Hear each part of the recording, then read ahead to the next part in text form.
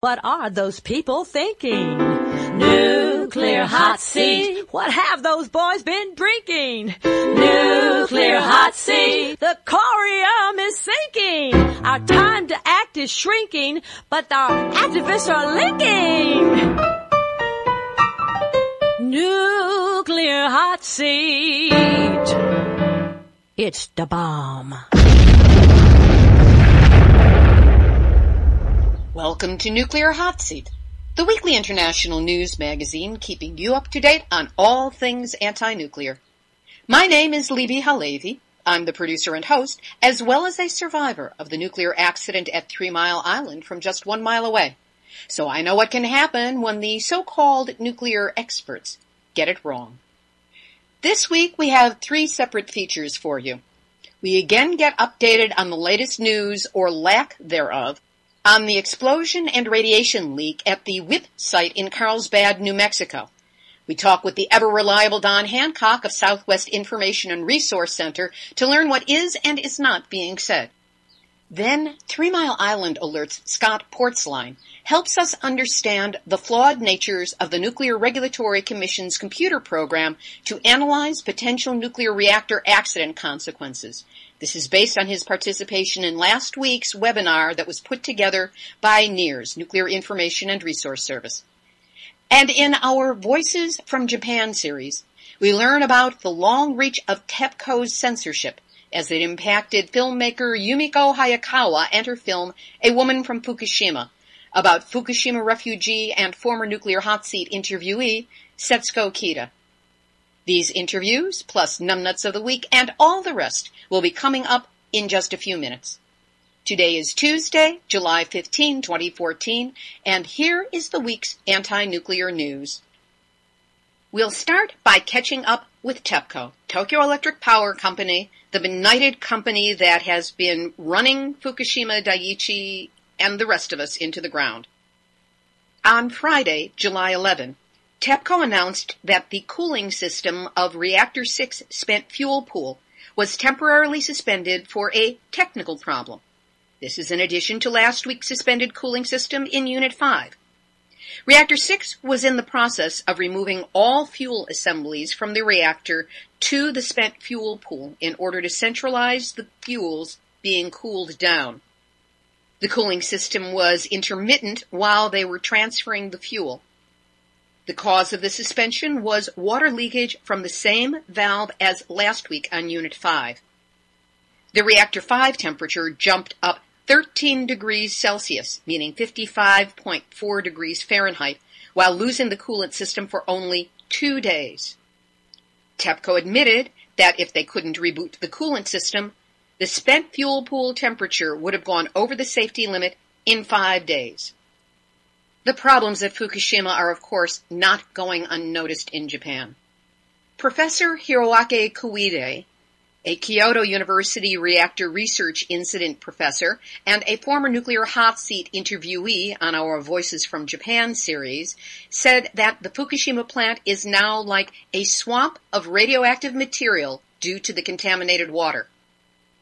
He added, TEPCO should quit cooling with water since 1 year ago.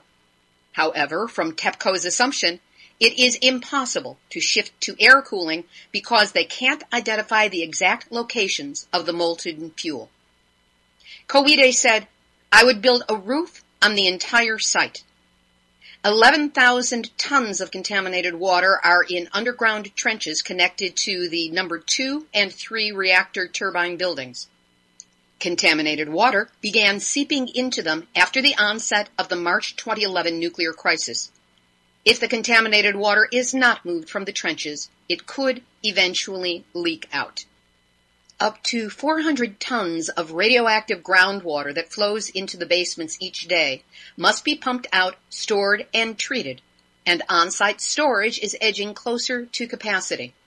So that brings us to TEPCO's science fiction plans for an ice fence in the water, in the ocean, around Fukushima Daiichi. Last month, workers began inserting 1,550 pipes into the ground to form a rectangular cordon around the reactors. Coolant set at minus 30 degrees Celsius, which is minus 22 degrees Fahrenheit, will be fed into the pipes in the hopes of eventually freezing the surrounding earth to create an impermeable barrier. But what has TEPCO ever done that has gone according to plans? TEPCO officials have now said that the ice walls failed to form because of the constant flow of a maximum 2 milliliters of water per minute around the connecting points.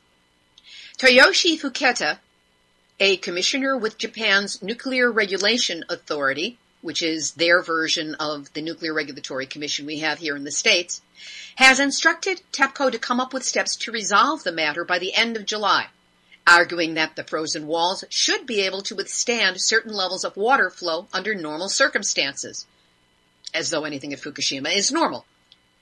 The continued presence of water threatens to prevent the creation of outer frozen soil walls encircling the number 1 through number 4 reactors, which are the central part of TEPCO's plans to reduce the amount of contaminated water at the plant.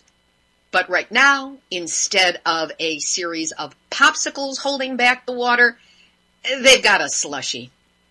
Dale Klein, former head of the U.S. Nuclear Regulatory Commission and a senior advisor to TEPCO, recently told Kyoto News, "I'm not convinced the freeze wall is the best option." Oh, now you come up with that. He went on, "What I'm concerned about is unintended consequences. Where does that water go? And what are the consequences of that? I think they need more testing and more analysis." No, Dale Klein, what they need is a miracle. Meanwhile, TEPCO is having a hard time holding on to personnel. And can you blame the personnel? Stigma, pay cuts, and the risk of radiation exposure are among the reasons why 3,000 employees have left the utility at the center of Japan's 2011 nuclear disaster. Now there's an additional factor. Better paying jobs in the, ta-da, solar energy industry. About time. Japan's corporate culture holds that people join a company and stay with it for life. The year before the disaster at Fukushima Daiichi began, only 134 people quit TEPCO in the entire year. Those departures ballooned to 465 in 2011, 712 in 2012, and 488 last year. 70% of those leaving were younger than 40, meaning they were a major portion of the human resources of the company. When TEPCO offered voluntary retirement for the first time earlier this year, 1,151 workers applied for the 1,000 available packages.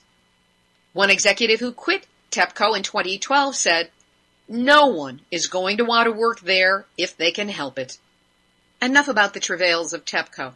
There are some more human elements that we need to take a look at. Rice paddies located about 20 kilometers, 12 miles from the Fukushima Daiichi plant were found to be contaminated with radioactive cesium that was blowing in the wind.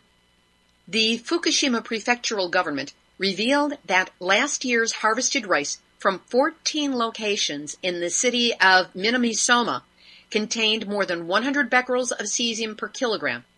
That means it was beyond the government's extremely lenient, if not insanely high, safety quote-unquote limit for contamination. This article says that the contaminated rice has been removed, but no one has said where it has been removed to or what has been done with it. The ministry says cesium was detected on the outside of the husk of the rice. Debris removal work conducted last August on the Unit 3 reactor may be one of the reasons for the contamination. Now, TEPCO, sorry, we just can't get away from them. TEPCO reportedly told the ministry it will use chemicals to stop dust from spreading during debris removal work this year. Oi. Neither the ministry nor the utility told Minamisoma city officials that work in the plant may have contaminated the crop. TEPCO is scheduled to conduct large-scale debris removal work at Unit 1, and for this, it plans to disassemble covers which had been put there to prevent the radioactive materials from spreading. Second oi. Now remember in all of this, that the United States allows 12 times the radiation dose per kilogram of food than is allowed in Japan. So it would be perfectly legal for them to sell this contaminated rice to the United States, where we would have no labeling, no warning, just a lot of inexpensive rice imported from Japan. As for the so-called decontamination work, soil removed from the ground in Fukushima for decontamination is starting to break out of the bags. We reported on this last week on Nuclear Hotseat. Now we have pictures that the bags are severely deteriorated already because of putrefaction gas from the soil, and now they are sprouting. That's right. Plants are growing from inside the bags, splitting them open as they reach for the sun. We will have a picture up on our website, nuclearhotseat.com/blog, under this episode, number 160. Oh, and by the way, the government of Japan has not announced any measures to properly preserve the increasing amounts of soil that have been gathered together in plastic bags for decontamination. But even with radioactive rice and sprouts splitting the bags of radioactive soil, what's the government of Japan planning to do? It is planning to lift an evacuation order on part of Fukushima Prefecture within 20 kilometers, that's 12 miles, from the crippled Fukushima nuclear disaster. The evacuation order that is planned to be lifted is for the eastern part of Kawauchi village. So are the residents thrilled to be going back home again? Heck no! Many residents are demanding that this lifting of the evacuation order be postponed. In fact, 80% of the residents of this district have filed a 6-point request with the Kawauchi village office demanding that decontamination work be redone and the lifting of the evacuation order be postponed. We'll let you know what happens. The Asahi Shimbun has recently obtained a copy of the transcripts of testimony given before a government investigation panel by the late Masao Yoshida. Yoshida served as general manager of the Fukushima nuclear power plant and was in charge on March 11, 2011, when first the earthquake and then the tsunami hit the plant. He is one of the few genuine heroes of the TEPCO Fukushima saga, as he stayed behind and encouraged 50 of his workers to stay with him, the Fukushima 50, who battled the disaster in its early stages and are most likely responsible for the nuclear disaster not being even worse than it is. The document remains the only available official transcript of the testimony by Yoshida, the on-site commander of efforts to bring the situation under control. He died in July of 2013 of esophageal cancer, without having disclosed much to media organizations about the accident at the plant. While most interviewees were questioned on average for only slightly less than 2 hours, Yoshida was interviewed for more than 28 hours, which amounts to 400 pages of testimony. He was asked to respond on how he acted and what he thought at decisive moments. The emotionally open nature of his responses throughout the report indicates that, as a whole, Yoshida recounted what he really thought and felt. Some passages in the report show him furious, as when he referred to Naoto Kan, then Prime Minister of Japan, as that guy. The transcript has not been released publicly at Yoshida's request. One can only hope that for the sake of history and for us understanding more, that it will be. There is a great article by Harvey Wasserman that is again doing the rounds on Facebook. The article is from February 2 of this year from ecowatch.com, but it deserves another look because it hasn't gotten old. 50 reasons why we should fear the worst from Fukushima. I will, of course, be posting a link up on the website, but a few of the points that really came across to me this time were number 12. When the Atomic Energy Commission's chief medical officer, Dr. John Goffman, urged that reactor dose levels be lowered by 90%, He was forced out of the AEC and publicly attacked, despite his status as a founder of the industry. Number 21. Fukushima's ongoing fallout is already far in excess of that from Chernobyl, which was far in excess of that from 3 Mile Island. Number 25. Key lowball Chernobyl death estimates come from the World Health Organization, whose numbers are overseen by the International Atomic Energy Agency, a United Nations organization chartered to promote the nuclear industry. We'll be hearing more about the International Atomic Energy Agency, or IAEA, in a few moments. And number 49 and 50, both by Admiral Hyman Rickover, father of the nuclear navy. Rickover warned that it is a form of suicide to raise radiation levels within Earth's vital envelope, and that if he could, he would sink all the reactors he helped develop.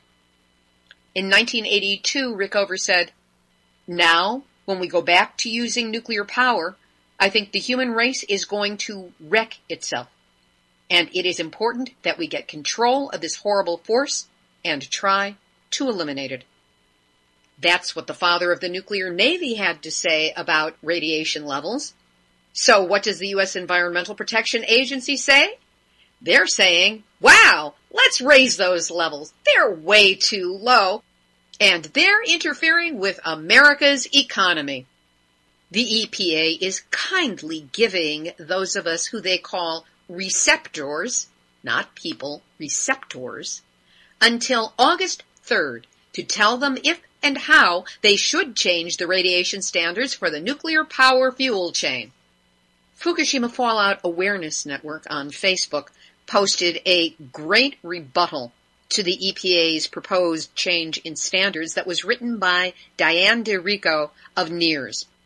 Diane wrote, "Radiation standards have always been used to protect the polluter from liability for the damage from the pollution being released and to which people, they call us receptors, isn't that special? To which people are exposed. The U.S. Environmental Protection Agency, the EPA, has a policy of limiting pollutants to a risk range of 1 in a million to 1 in 10,000 people getting cancer from the pollutant.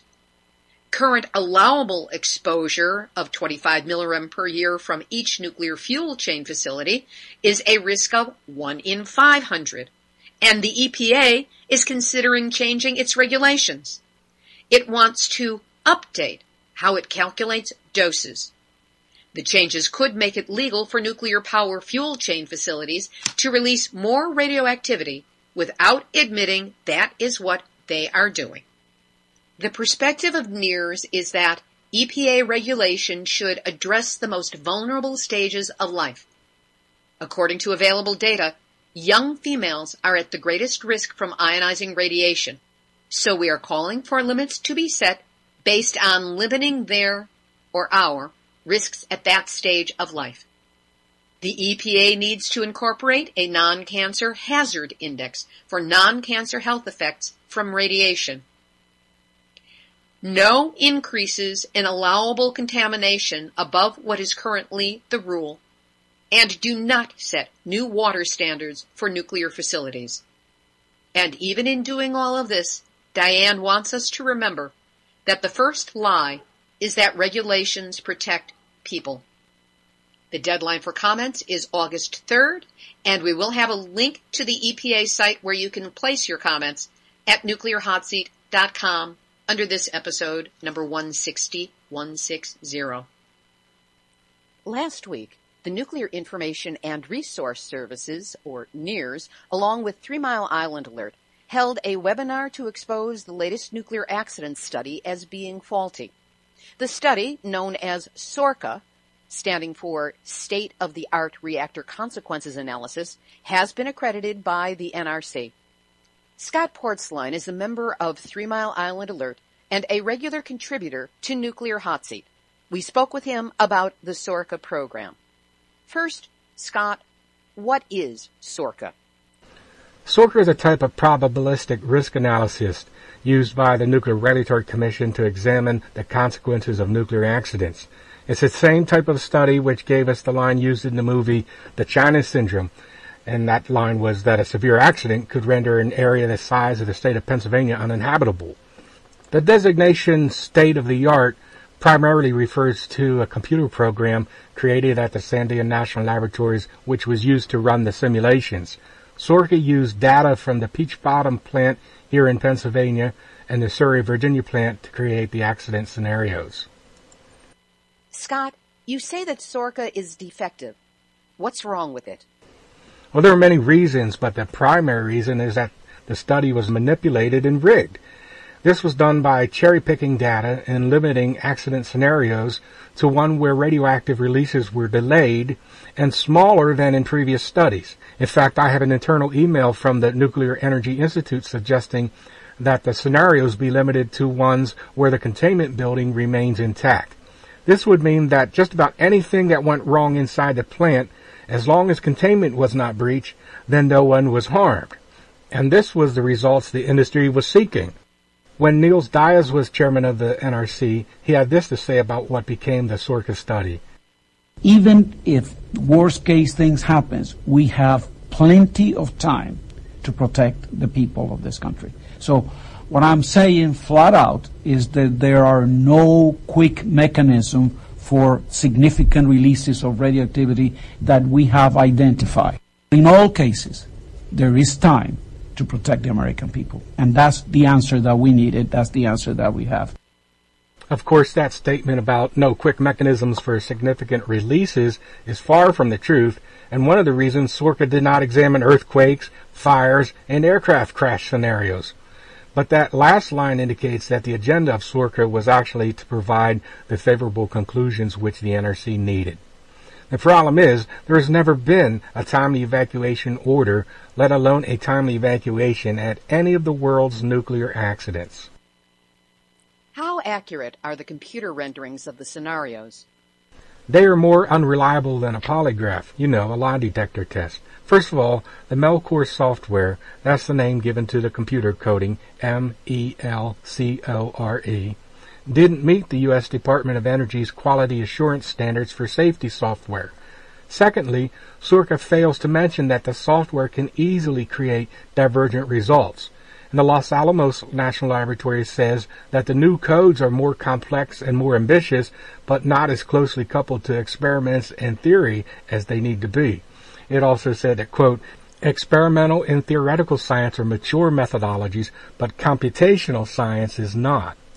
And the third point is, the software is not able on its own to simulate or predict any of the world's nuclear accidents. In fact, the Sandia National Laboratories used 3 Mile Island as an example.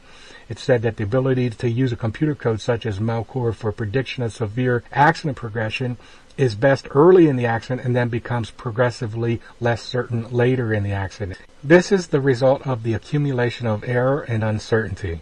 Sandia noted that when running the TMI scenario, quote, without the known correct answer of plant data from the accident, it would be easy to generate different consequences ranging from minimal to a highly damaged core, end quote. And that's one of my criticisms of Sorka. It did not take into account some of the very events which occurred at 3 Mile Island, allowing for the early transport of radioactive materials outside of the containment building. Therefore, the conclusions of Sorka that there will be time to evacuate are bogus. And this state-of-the-art idea is very misleading because computers actually introduce more errors than the prior studies. What did Sorka conclude about cancers and leukemias? They said that a very, very small number of latent cancers would occur compared to tens of thousands in the previous studies. Sorka examined the immediate deaths and examined latent cancer deaths of people if they returned to the afflicted area. And this is an odd way to measure the severity of a nuclear accident. The only yardstick used by Sorka was deaths. What conclusions did Sorka come to about economic loss? They did not examine that, nor did they look at environmental or land contamination. What do you think will become of this study? I think we will be able to force the NRC to discredit this study and drop it, as it did for another study, and that was the one they dropped 2 months prior to the 3 Mile Island accident, known as the Rasmussen Report, the one that said an area the size of the state of Pennsylvania could be rendered uninhabitable. In fact, in January 18, 1979, the NRC issued a policy statement saying that they withdrew any explicit or implicit past endorsement of that study. So I think we can see the same thing happen here. Scott Portsline of 3 Mile Island Alert. To get a copy of the documents to which Scott was referring, you can Google SlideShare Soarca, SOARCA, or you can download a PDF at a link that we will have up on the website. Operators of the Oyster Creek nuclear reactor in Ocean County, New Jersey, only 80 miles outside of Manhattan, shut down the power plant to check and possibly replace 5 safety valves, plant officials said on July 8th. The shutdown was prompted by an inspection of previously removed valves, which showed unexpected wear on 2 of them and could have caused them to fail. This according to plant owner Exelon and the U.S. Nuclear Regulatory Commission. It's not known how long the plant will remain offline. Could we try for forever?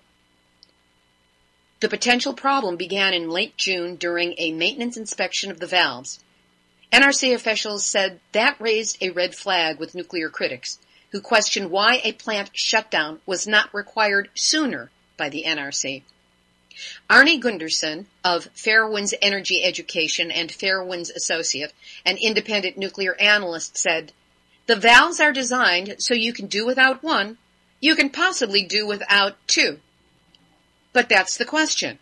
When did they know the 2 valves were inoperable, and when did they decide to shut down? All 5 of the currently installed valves were conservatively declared inoperable." Gunderson said he wonders why the shutdown did not happen sooner. Were they waiting for parts, he asked, possibly rhetorically. Technically, the indications that the valves could have a problem should initiate what's called a limiting condition of operation that needs to be resolved soon under NRC rules, Gunderson said. Janet Toro of the local group Grandmothers, Mothers, and More for Energy Safety have pushed for Oyster Creek to install filtered vents to control discharges during emergencies. But Gunderson said the economics of building improved vents won't work for the plant in Lacey. He said, Oyster Creek will shut down before they would install them. Okay, so what's the problem? Shut it down. Only the Indian Point nuclear reactor in Long Island is closer to Manhattan and a larger risk to Manhattan. So shut that one down too. Word went out from a government report last week that regarding the WIP plutonium release at the Deep Repository in Carlsbad, New Mexico, nuclear waste got up to 1,600 degrees Fahrenheit during the accident that happened on February 14. We will have more about this during our featured interview with nuclear watchdog and WIP expert Don Hancock. In Israel, on Wednesday, July 9, Hamas fired 3 rockets from the Gaza Strip into Dimona, a southern city where Israel's nuclear reactor is located. While the rockets caused no injury or damage, it's the first time that rockets have hit Dimona, which is one of Israel's most sensitive areas. This raises the specter of recent attacks on nuclear reactors in Ukraine. So for all those countries currently being courted and convinced to go nuclear, rah, rah, they need to realize that the threat this poses at some future date is very real and could be devastating. You think they'll pay attention? Nah. That would require that each country's leadership would be sane. And speaking of insane, it's time for this week's Nuclear Hot Seat, Nuclear Hot Seat, Nuclear Hot Seat, Numbnuts of the Week. Well, put on a funny hat and let's have a party.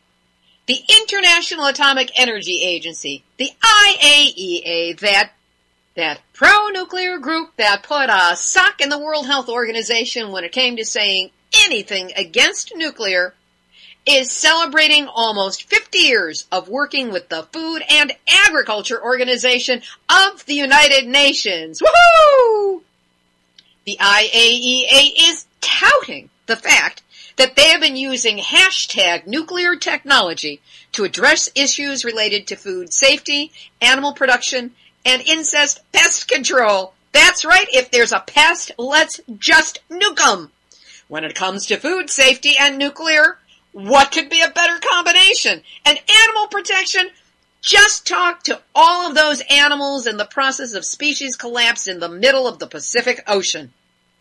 Now, these two United Nations-based organizations are working in strengthening their partnership as they focus on climate change. Whether it's to cause it or prevent it is anybody's guess.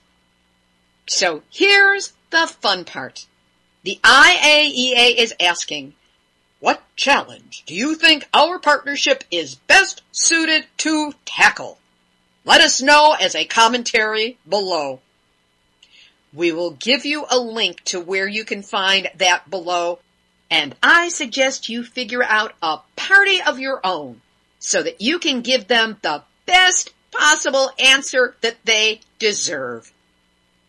And that's why the International Atomic Energy Agency and the United Nations Food and Agriculture Organization, with their love match of 50 years, is this week's Nuclear Hot Seat, nuts out a week. We'll have our interview about the WIP site in Carlsbad, New Mexico, as well as our voices from Japan in just a moment. But first, hey, Nuclear Hot Seat relies on your support to keep bringing you the anti-nuclear news every week. Donations are needed to cover bandwidth charges, website security, travel expenses to cover stories, web hosting, and so much more. If you haven't yet donated, or if you'd like to help out again, just go to nuclearhotseat.com, the homepage, scroll down, find that big red donate button, and click it. Your assistance will go directly to helping me help you keep up to date on all things anti-nuclear. Whatever you can do to help, many thanks. This week, we again spoke with Don Hancock, Director of Southwest Research and Information Center in Albuquerque, New Mexico, and a nuclear watchdog, if not bulldog. Don has been following events at the Waste Isolation Pilot Plant, or WIP site, since way before it opened 15 years ago. He's been a great source for Nuclear Hot Seat on exactly what we know and don't know about the February 14 underground explosion and radiation leak that threw americium and plutonium into the environment. This week, Don again brings us up to speed with some new information on how any of us can go online and participate in the Carlsbad, New Mexico town hall meetings on this unresolved nuclear incident. Don, bring us up to date on what is known regarding the accident at the WIP site. Well, we don't really know much more now than we knew a month ago or 2 months ago or 3 months ago. We still don't know what the cause was. We still don't know what caused some of the radioactivity to be propelled a mile underground and up the shaft, which is a mile, and then 0.6 of a mile away. We don't know what caused the release or releases to happen.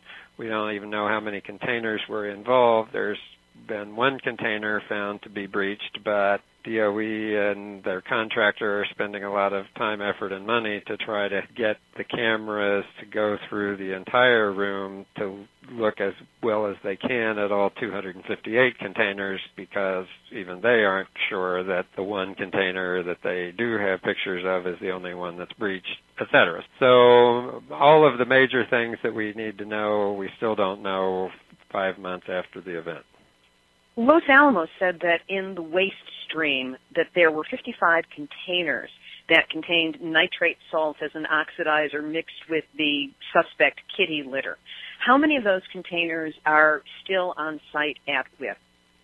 Well, all of them that were sent to WIP are still on site at WIP. They're all in the underground, both in this room 7, panel 7, where the high radiation readings have been detected, and some of them are in panel 6, rooms 1 and 2, which are next door. There are also some suspect drums that are at Waste Control Specialists in Texas. So this problem is not just limited to Los Alamos or WIP. It also includes WCS. But I guess the other thing to just remind people of is that they still haven't been able to determine and actually replicate that any of these most suspect drums are actually what did explode and cause the release. That continues to be the leading theory, but that has not actually been proven yet. So, again, that's one of the other many things that we don't know. One of the reports I read said that based solely on the photographic information, it appears that some surfaces on the Los Alamos may have reached temperatures of just under 1,600 degrees Fahrenheit, and that the waste in a large portion of the room reached temperatures up to 446 degrees Fahrenheit. Right. What are the dangers of those kind of temperatures? Well, obviously, if there are people there, that's very dangerous, because those kind of temperatures would cause major health problems, and potentially, depending on the location that the person is and how they were located, et cetera, would cause serious injury or even death. So that's very hot. So it's dangerous that way. One of the reasons that there are limits that are supposed to be achieved in terms of the kind of materials that are in any of the WIP waste is to try to avoid a situation where you're in a lot of heat, and that creates a problem in the waste. These are very high temperatures. They, again, like lots of other things, WIP was never supposed to have that kind of high a temperature in the underground.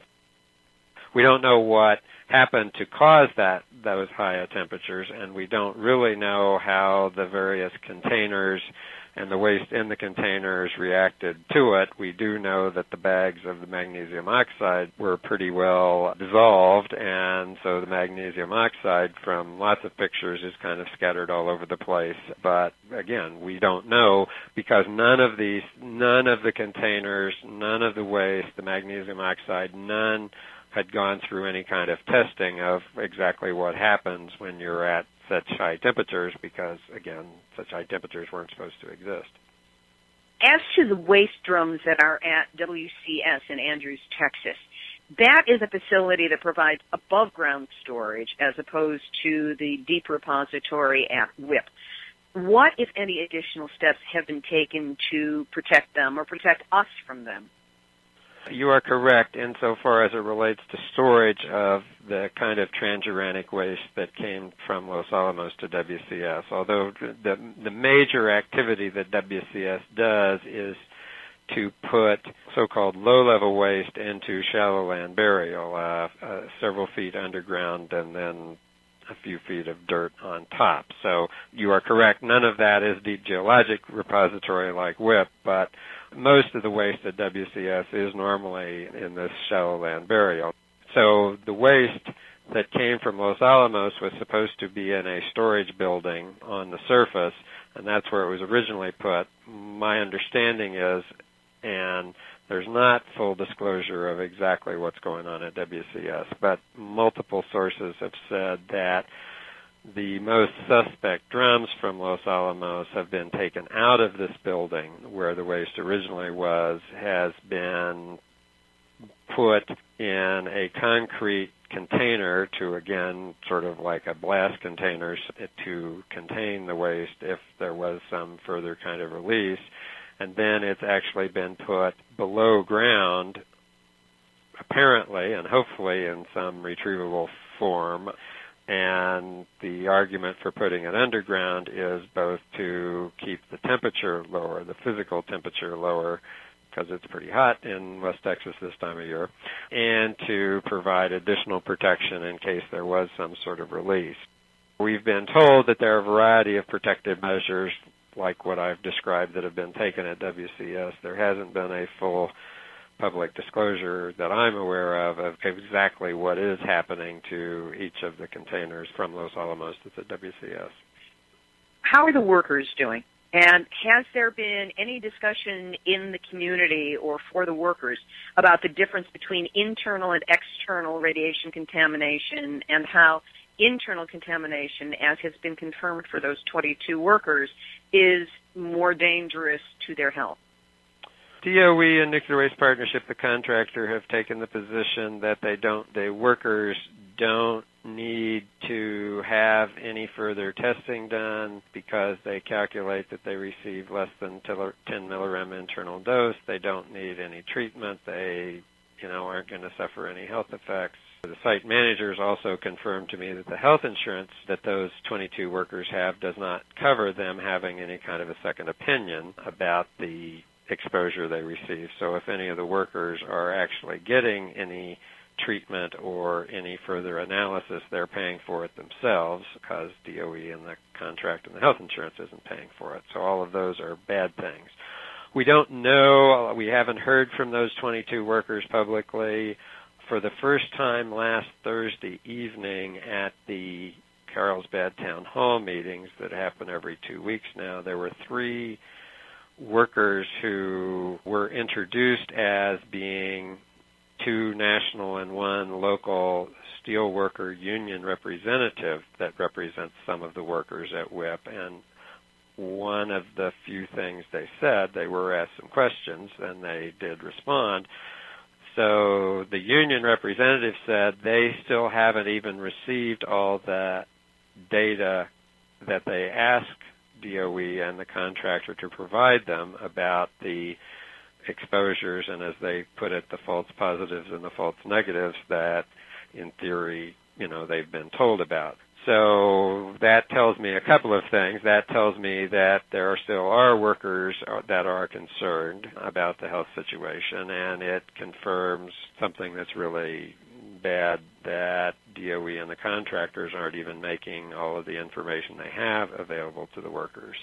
So that's the 22 workers. Remember that additional workers are in very hazardous situation, that they're wearing self-breathing apparatus and protective equipment when they, for example, changed out the contaminated filters on the surface that captured a lot of the radioactivity, when they go into the underground to take pictures and just try to find out what's going on and to take samples that then get analyzed of the levels of contamination in different parts of the underground. So 22 workers have been exposed. We don't really know how they're doing from their own perspective, but those are not the only workers who have been at risk and are going to be continuing to be at risk because there is a very significant amount of contamination in the underground. So anytime anybody goes underground, they can be subjected to a significant amount of radioactivity, and that's reality, unfortunately. Regarding the town hall meetings, how forthcoming has the information been? Has there been any sense that new information is there, or do you feel that there's a holding pattern to try and keep people feeling like they're getting information when they're not? I am not satisfied with it. I had a conversation with Jose Franco, the website manager, last Wednesday, and the town hall meeting was on Thursday, and I expressed to him not only about the town hall, but other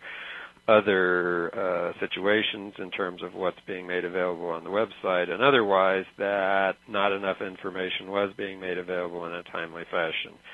It's interesting, if you are participating in the town hall meetings, that Mr. Franco sometimes adds additional information to what the contractor representatives say, which sort of is a pretty public indication that he's not always satisfied with what's being disclosed at the town hall meeting, which, again, is not for me saying that everything that should be disclosed is being disclosed. I think that the format is difficult at those meetings because you have a presentation and then people are allowed to ask questions, and insofar as either the questions aren't clear or are perceived not to be clear, sometimes the answers aren't really on point. A lot of the questions don't even get asked, both from the audience and especially the online people who ask questions. There's generally not an opportunity at all or a very good opportunity for follow-up. So, unfortunately, we still have this situation of a lot of information that people should know about isn't being made available at all or in a timely manner. The town halls are now down to twice a month. When they started, they were once a week. When they started, they typically were for 90 minutes. They're now every 2 weeks and for an hour. So clearly there is less there is less frequent information and less time being given to provide information in those forums. And are they still well attended? See, that's a little hard to tell since I'm not physically there and I'm only watching it online. We've been told, people have asked, we've been told that generally the attendance, there's still a number of people who are there, but the number of people in attendance in the last 3 or 4 is less than what had been in the earlier meetings, although the number of people watching online still seems to be several dozen at least. So the attendance may be dropping some, but locally there is still interest in people watching online. I think it's clearly the case that some people get frustrated at those meetings when they don't feel like, as you indicated earlier, they don't feel like they're getting all the information that they should be getting or that they're asking for. So, that's a continuing problem. I continue to be an advocate for the town hall meetings to continue to happen as opposed to being terminated, because some amount of information comes out there, but we still need, and as I say, I've said this to the site manager as recently as last Wednesday, we still need to come up with better mechanisms to get information out. Could you provide me with a link to the online presentations if people outside of the Carlsbad area can watch? The answer is I can do that, and if people want to, there is an audio archive of all the ones that have happened in the past, too. So you can see them live when they're on, and you can see them after the fact, and that is actually on the DOE website. Those are still available. So we could also submit questions if we're watching live online? Yes, you can. That doesn't mean that all the questions that are asked online are submitted online or actually asked, and while they tend to say questions that don't get asked, there'll be written answers provided. That has in fact not always been the case. Don Hancock, Director of Southwest Research and Information Center in Albuquerque, New Mexico. The next WIP Town Hall meeting will be held on Thursday, July 24, from 5:30 to 6:30 p.m. Mountain Time. After that, it's held on the first and third Thursdays of the month. You can watch it being live streamed and also take a look at past archives of the meetings. Both links will be up on the website, nuclearhotseat.com/blog, under episode 160. That's 160. For a different perspective on the nuclear issue, check out my new ebook, Yes, I Glow in the Dark, 1 Mile from 3 Mile Island to Fukushima and Beyond. It covers what it means in human terms, in receptor terms, to finding oneself only 1 mile away from a nuclear reactor meltdown while it is happening. It's available as an ebook on Amazon Kindle for about the same as the cost of a cup of Starbucks, and much more politically incorrect. This week we present another in the Nuclear Hot Seat ongoing series, Voices from Japan. Direct statements by individuals in that country who have information they need to get out and have had difficulty doing so. Yumiko Hayakawa graduated from Saikei University in Japan and the London School of Journalism in the UK. She began her filmmaking career in 2009, concentrating on peace activism and social justice issues. She won the New Face Award 2009 from the Japanese Congress of Journalists and the Sky Perfect IDEHA Prize at the Yamagata International Documentary Film Festival in 2011. Her film, A Woman from Fukushima, about anti-nuclear activist Setsuko Kida, was recently a selection at the Uranium Film Festival in Rio de Janeiro. こんにちは、早川由美子です。3年前に起きた東日本大震災は私にとって Hello, I'm Yumiko Hayakawa. The Great East Japan earthquake of 3 years ago was a big shock for me. The blatant lies of the government, the mass media's parroting of the government position, the priority given to the economy rather than citizens' lives. It was all very shocking. But what has been more disturbing than the government's untruths and the media's disregard is the Japanese citizens' lack of anger about the situation and their "it can't be helped" attitude. The majority of Japanese feel that if things are okay in the present and their own situation, then all is well. That's their attitude. This is evidenced by the low turnout in the recent Tokyo gubernatorial election, where nuclear power was a top issue being debated. It seems that not only politicians, but also ordinary people only care about the economy. People from other countries must look at us Japanese, saddled with the Fukushima Daiichi accident, which still hasn't been resolved, and wonder why we seem so unconcerned about the problem. I think it is a desperate situation. On the other hand, there are many people who have started to take interest in social issues because of the nuclear accident and the disaster. People who have never gone to demonstrations before are now participating and bringing their kids along. Even if they don't have a video camera, they record the events on their smartphones and share the information on social media. It's encouraging that more and more people have started to take up this hobby. I think the energy behind this kind of activity is a unique kind of power that will help us change the situation. Rather than relying on the mass media, they create and broadcast their own personal media. I'm a professional film director, and to help these people, I hold simple video camera and editing workshops. In reporting, the most important things are not special equipment and techniques, but rather a conscience and a willingness to act. If you have that, then your message will be powerful. I think that Japan's mass media is lacking a conscience or any motivation to act. I started to record demonstrations in various places after the disaster. About 1 year ago, I met Setsuko Kida, an evacuee from Tomioka. I heard that she was a guest on Nuclear Hotseat before, so many people already know who she is.